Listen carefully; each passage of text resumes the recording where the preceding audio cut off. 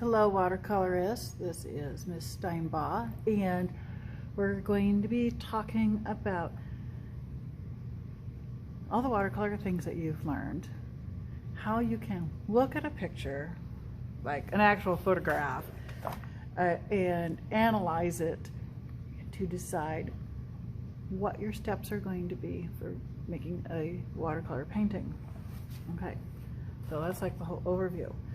You have done lots of things right now. You have done a page where you have shown that you can make controlled brushwork. You've also done a page where you just made like wild crazy brushwork, but we all know we can do that. It's, you know, the control that takes a little more thought and effort. You have worked on a page of 9 different watercolor techniques: the wet on wet, wet on dry, dry on dry, dry on damp, other tools, mask, salt, lift off, and negative space painting. And you have done the controlled wash and the graded wash. Get that onto the screen a little bit better. So now we're going to start talking about what to do if you have a picture that you're interested in painting. So first of all, see, and this is when I wish that you were all here as a group to talk to, because it's kind of weird just to do this for the camera. I brought in some calendars to look at, because I thought that would show, and there's a little bit of a shine.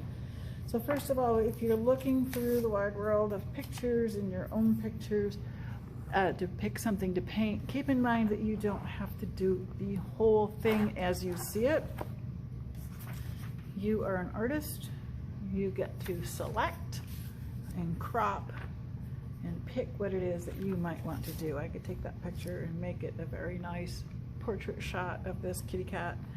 I could just keep the landscape format, make it this way.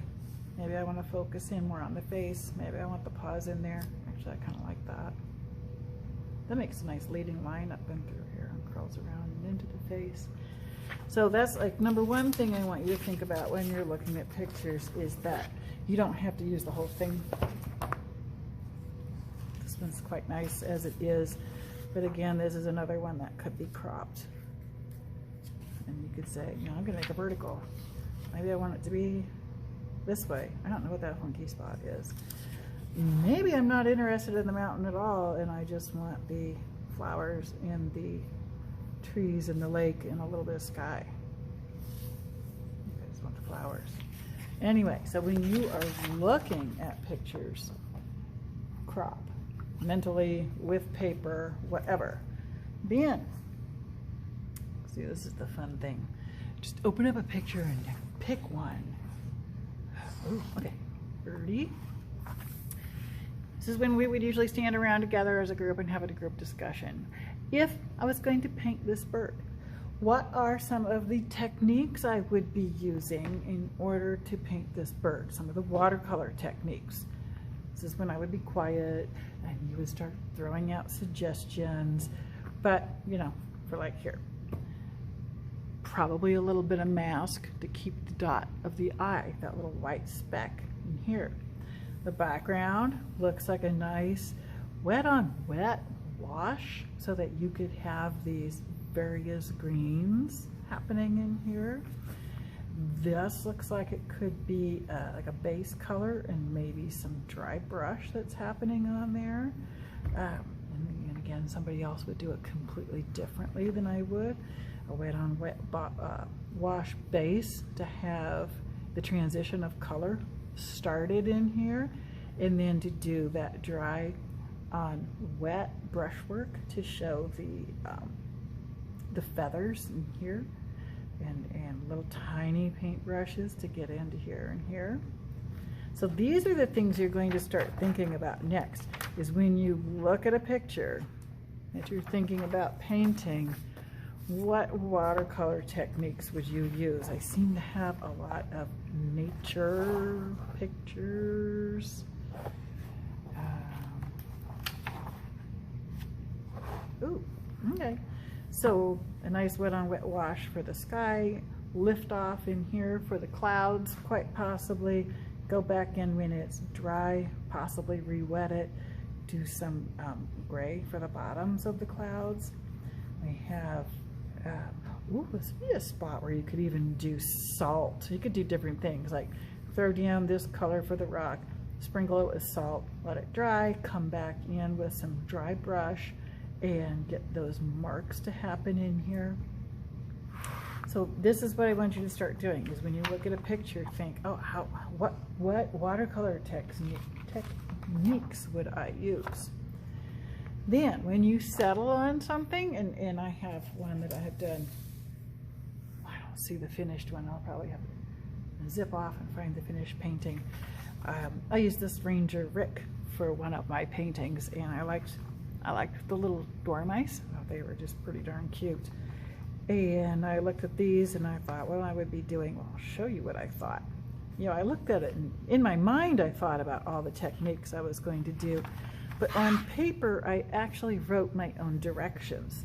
So once you have a picture picked, and for your first watercolor I want you to pick a picture, like a photograph, so that you can go through the analysis, the steps, analyzing each part of it, what technique you're going to use, what color you're going to use, when you're going to do it in the process.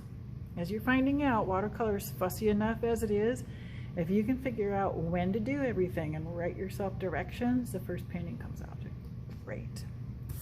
Okay, so I drew my little dormice. I did this on a piece of copy paper because it's going to be full size. Actually, I did it on here and I photocopied it. And then I wrote myself directions. Number 1, I don't know if you can see that, I may bring it up. Number 1, mask eye highlights. So I put arrows to where that's all going to go. Number 2, wet on wet, pink plus salt in the ears. So I did all the ears next. Number 3, greens, wet on dry. Really, I did that. Number 3, I guess I did that. 4, I have 2 4.5s. I started the mice and I did those wet on wet wash, browns and grays, because I wanted to get kind of a base coat going for that. 4.5, yellow wash on the berries. So I put a yellow undercoat on the berries. Actually, I added berries. I thought that it needed more, so I put a cluster of berries over there. Number 5, detail.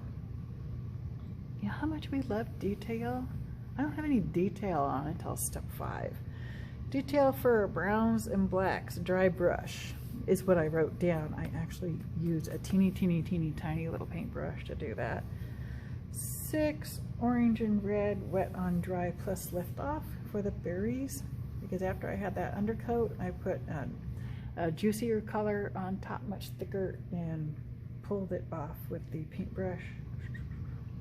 7, detail the leaves. You can tell when an artist gets tired because they just say things like detail instead of, I use a small paintbrush and do negative space painting to show the veins of the leaves. Okay, then 8 is apparently not on here.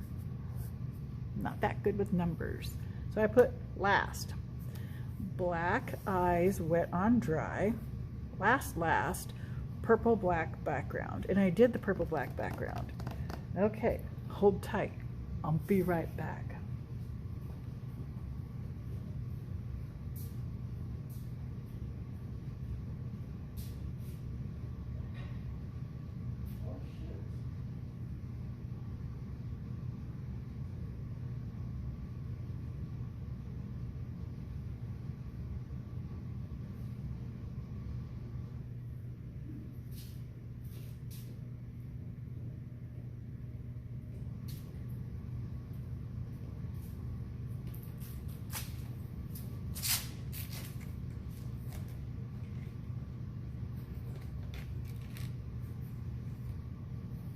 I can't find the painting. I'll have to keep looking.